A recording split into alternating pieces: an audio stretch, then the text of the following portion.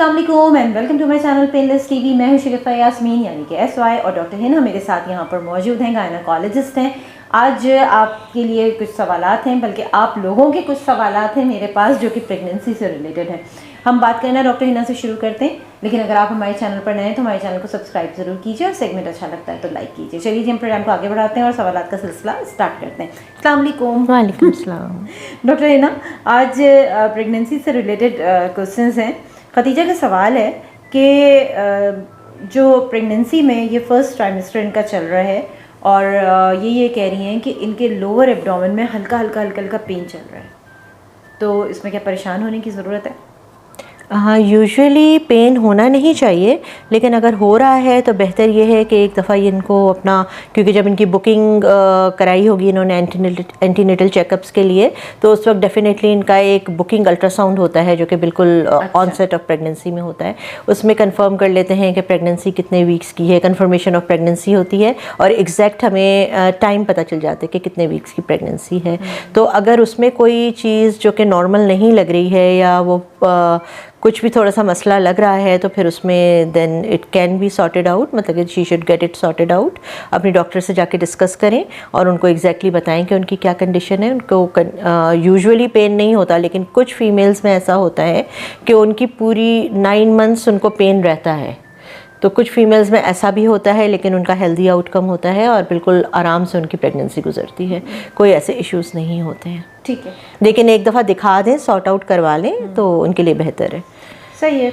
क्योंकि वो कहते हैं ना कि कुछ टेस्ट होते हैं या गायनोकोलॉजिस्ट आपकी जो आपको चेक कर रही है वो ज़्यादा बेहतर तौर पे बता सकती है। एग्जैक्टली, वो आपका एग्जामिन करके देख लेगी, कहीं बच्चेदानी का मुंह खुलना तो शुरू नहीं हो रहा, कहीं खुदा ना खास्ता अबॉर्शन होने के चांसेस तो नहीं है। तो ये सब देखना वो फिर एक डॉक्टर ही देख के बता सकती हैं और मज़ीद ये कि अल्ट्रासाउंड पे कंफर्म हो सकता है। ठीक। हिरा का सवाल है। हिरा ये कह रही हैं कि उनका 3rd ट्राइमेस्टर है और उनको स्टमक पेन हो रहा है प्रेगनेंसी में। स्टमक पेन, अभी एक्चुअली इनको ये बताना चाहिए कि एग्जैक्टली किस जगह पे, एब्डोमेन तो पूरा है ना, किस जगह पे दर्द हो रहा है। स्टमक पेन से तो फिर ये समझ में आ रहा है कि उनको ऊपर की साइड पे दर्द हो रहा है। अब 3rd ट्राइमेस्टर है तो ऑब्वियसली बेबी इनका ठीक ठाक ग्रो हो चुका होगा।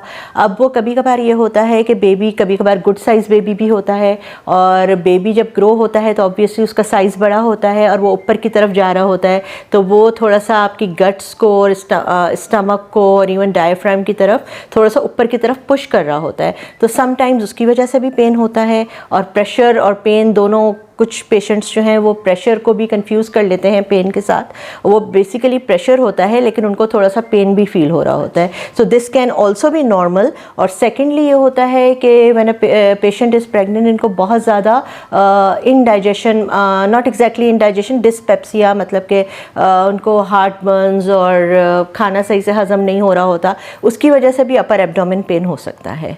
तो वो भी एक दफ़ा अगर वो दिखा दें डॉक्टर को, तो उनको कुछ वो एंटासिड्स या कुछ ऐसी PPIs वगैरह उनको दे सकते हैं, जिससे उनका जो एसिडिटी, एक्चुअली कहना चाहिए एसिडिटी इंक्रीज हुई होती है, और एसिडिटी उनकी रिलीफ हो जाए तो हो सकता है एसिडिटी की वजह से हो रहा हो, और सेकेंडली हो सकता है कि बेबी के ग्रो होने की वजह से और ऊपर की तरफ पुश करने की वजह से हो रहा हो। ठीक है।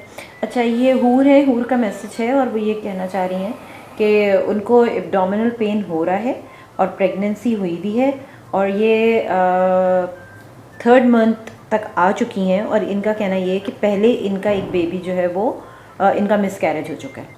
तो क्या इनको अब परेशान होना शुरू कर देना चाहिए? क्या दोबारा मिसकैरेज के चांसेस हैं? परेशान तो बिल्कुल भी नहीं होना चाहिए किसी भी हाल में, चाहे कुछ भी हो रहा हो। और अगर उनकी प्रेगनेंसी स्मूथ जा रही है, एंड ऑब्वियसली वो किसी न किसी डॉक्टर को ज़रूर दिखा रही होंगी, अगर उनको कोई ऐसा इशू नहीं है, कहीं पेन नहीं हो रहा, और जैसे आपने कहा कि उनका अबॉर्शन हो चुका है, तो उनको पहले एक्सपीरियंस हो चुका होगा कि उनको क्या सिम्टम्स हुए थे अबॉर्ट होने से, बेबी अबॉर्ट होने से पहले। तो अगर उनको उसी किस्म के कोई सिम्टम्स हैं या अर्ली साइंस भी उनको फील हो रहे हैं, और अगर कुछ नहीं भी फील हो रहा, तो वो अपनी डॉक्टर के पास जाएं और एंटीनेटल चेकअप्स जो हैं वो रेगुलरली करवाएं, और अपना अल्ट्रासाउंड करवा के उनको कंफर्म करना चाहिए कि उनका बेबी बिल्कुल ठीक है, और रेगुलर विजिट्स पे जाती रहेंगी तो होपफुली सब कुछ ठीक रहेगा। क्योंकि बहुत कम चांसेस होते हैं कि अगर एक बेबी अबॉर्ट हो गया है तो ज़रूरी है कि दूसरा बेबी भी अबॉर्ट, यूजुअली ऐसा नहीं होता, और प्रेगनेंसी आउटकम्स जो हैं वो बहुत हेल्दी होते हैं नेक्स्ट प्रेगनेंसीज में, and she should not worry about it. Stress उनको बिल्कुल नहीं लेना चाहिए।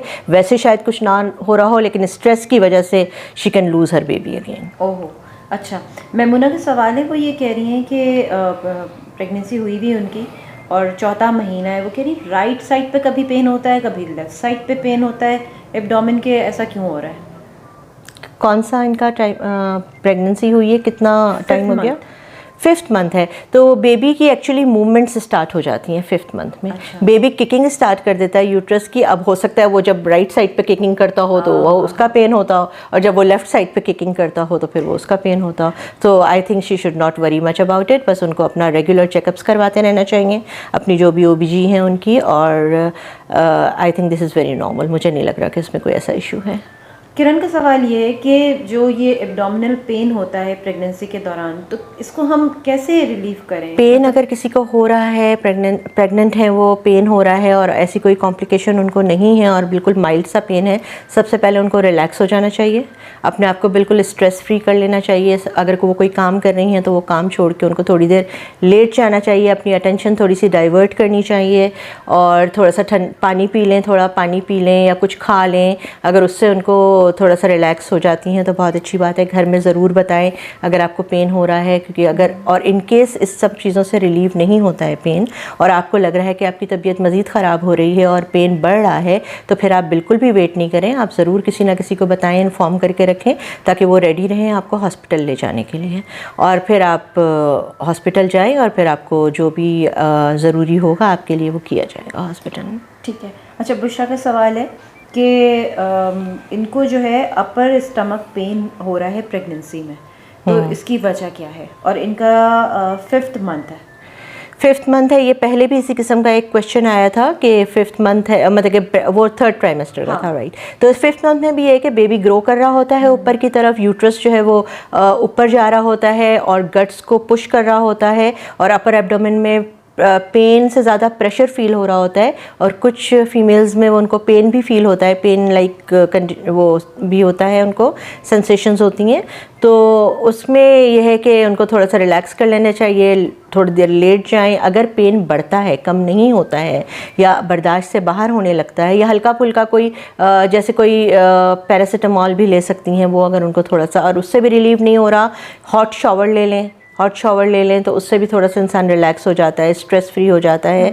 थोड़ा सा रिलैक्स कर लें, थोड़ी देर सोने की कोशिश करें। लेकिन if she is so disturbed because of the pain कि वो सो भी नहीं सक रही, शावर भी नहीं ले सक रही हैं, तो फिर I think she should rush to her जो भी इमरजेंसी रूम है, उधर जाएं और जाके चेक करवाएं कि वो पेन क्यों हो रहा है। सेकेंडली, अपर एब्डोमेन में पेन अगर हो रहा है तो वंस अगेन मैं वही कहूँगी कि एसिडिटी बहुत ज़्यादा होती है प्रेगनेंसी में, तो वो कोई ऐसी या तो ठंडा पानी पिएं या फिर कोई ऐसी ठंडी चीज़ खा सकती हैं जो भी उनको पसंद हो, आइसक्रीम है या कोई ऐसा ठंडा कोई ड्रिंक ले सकती हैं, कोई जूस ले सकती हैं, तो उससे थोड़ा सा उनको वो रिलीफ़ हो जाएगा।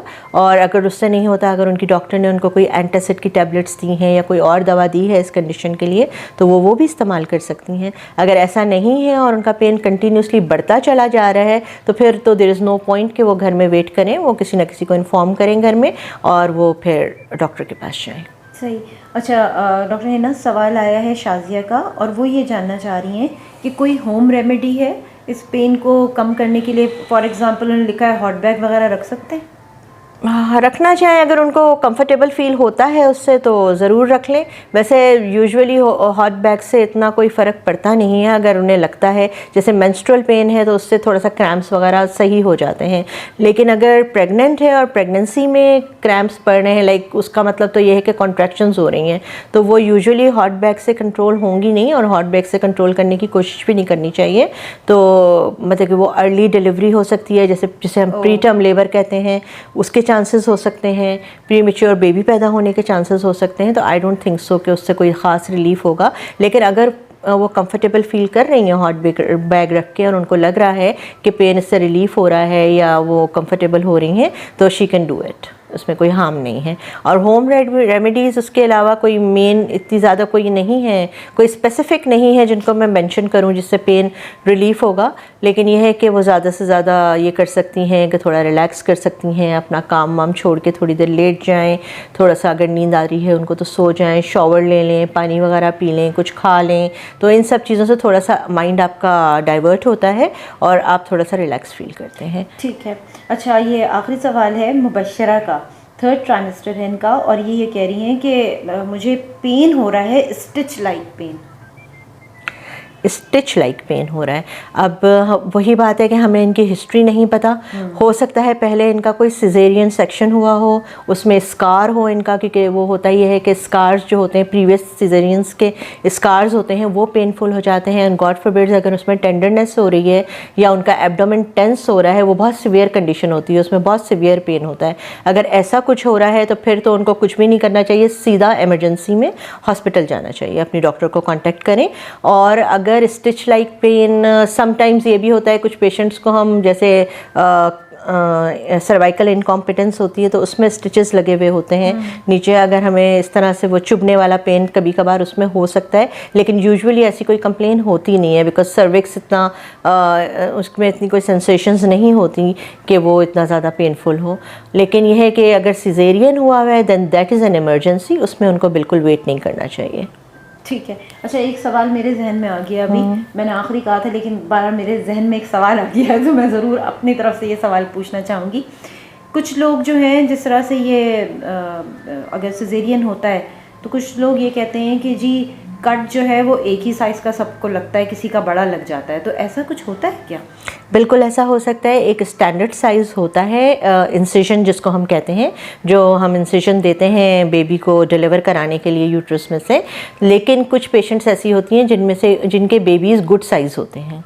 बेबी का साइज़ तो हमें पता होता है, जब सीज़र के लिए हम पेशेंट को एडमिट करते हैं हमें पता होता है कि कितना बड़ा साइज़ है, तो उस बेबी के हेड के या बेबी की बॉडी के साइज़ के हिसाब से हम इंसिजन देते हैं। अगर स्मॉल बेबी होगा तो स्मॉल इंसिजन आएगा, अगर बड़ा बेबी होगा तो बड़ा इंसिजन आएगा।